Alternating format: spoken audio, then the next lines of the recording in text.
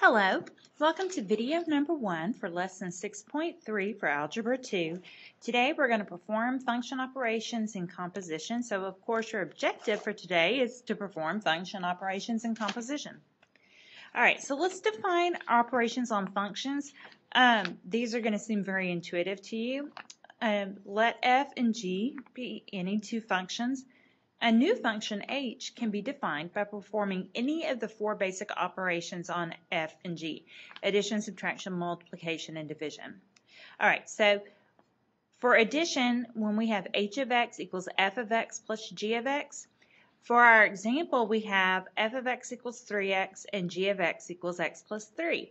So for f of x plus g of x, you just substitute the rule for each of those two functions. So we have 3x plus x plus 3. So 3x plus x is 4x, and then we have our plus 3.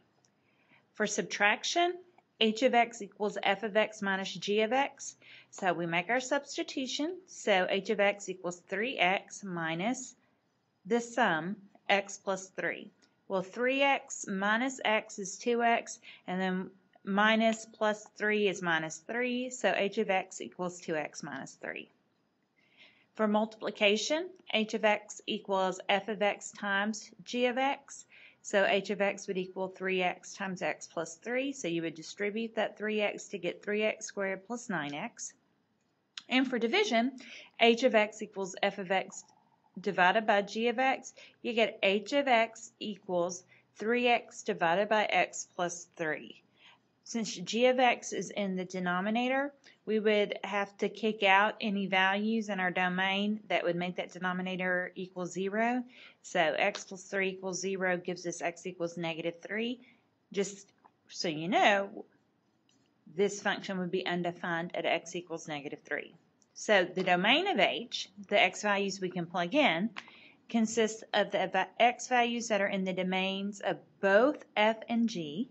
Additionally, the domain of a quotient does not include x values for which g of x equals 0. So like in the little example they gave there of h of x equals 3x over x plus 3, it would be, our domain would be all real numbers except x equals negative 3. Alright, so we're going to let f of x equal 4x to the 1/2 and g of x equals negative 9 times x to the 1/2. We're going to find the following: f of x plus g of x. Alright, so we're just going to plug in, and so we'll get 4 times x to the 1/2 plus negative 9 times x to the 1/2. And so that's going to give us, just doing 4 plus negative 9, we're just combining like terms, gives us negative 5 times x to the 1/2. F of x minus g of x is going to be 4 times x to the 1/2 minus negative 9 times x to the 1/2. So that's going to be 4 minus negative 9, x to the 1/2. So 4 plus 9 is 13. X to the 1/2 times x to the 1/2 power. All right, we want to find the domains of f plus g and f minus g. The functions of f and g each have the same domain, all non-negative real numbers. So 0 and up, okay, because we want to keep things real here. And since x to the 1/2 is the same thing as square root of x, we want 0 and higher. So the way we write that is all non-negative real numbers. So the domains of f plus g and f minus g also consist of all non-negative real numbers. Let f of x equals 6 times x and g of x equals x to the 3/4 power, and we want to find the following: f of x times g of x. So we're going to multiply the two rules together. So we're going to have 6x times x to the 3/4 power.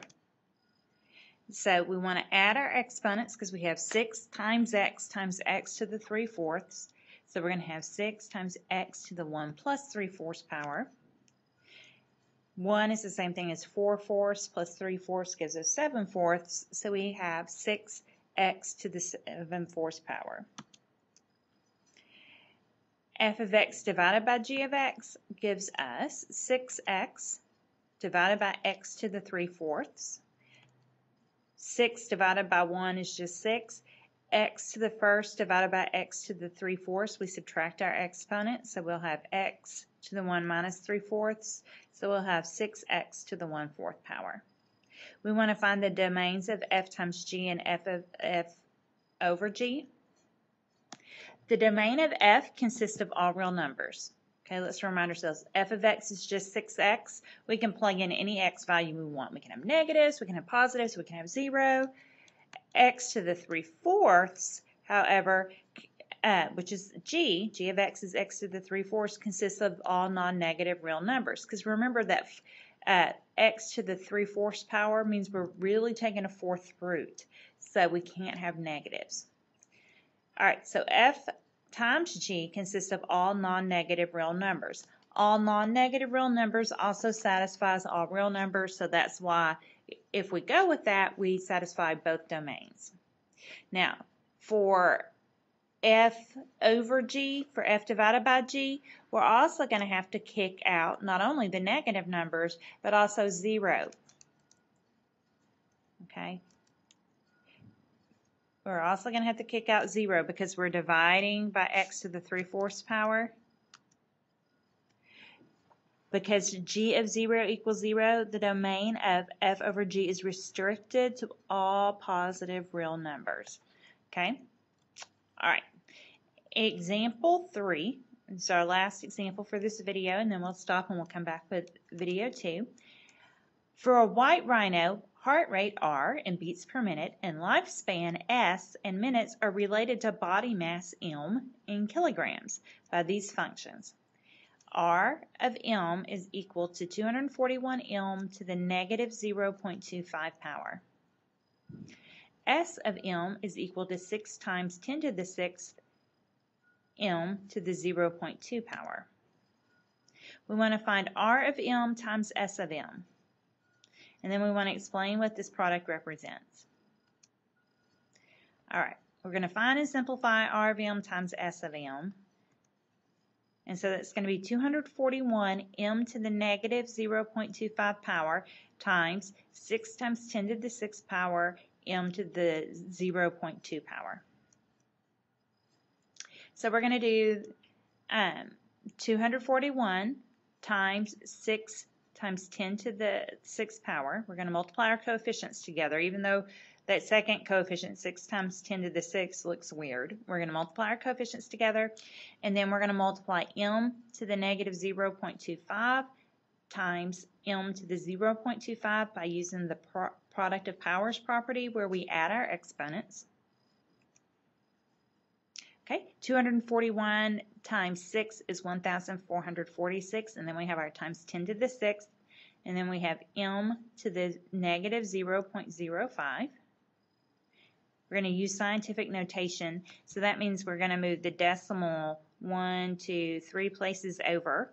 So we have 1.446 times. That means our 10 is going to have 3 more powers, so 6 plus 3 is 9. So times 10 to the 9th, M to the negative 0.05. Okay, we want to interpret this.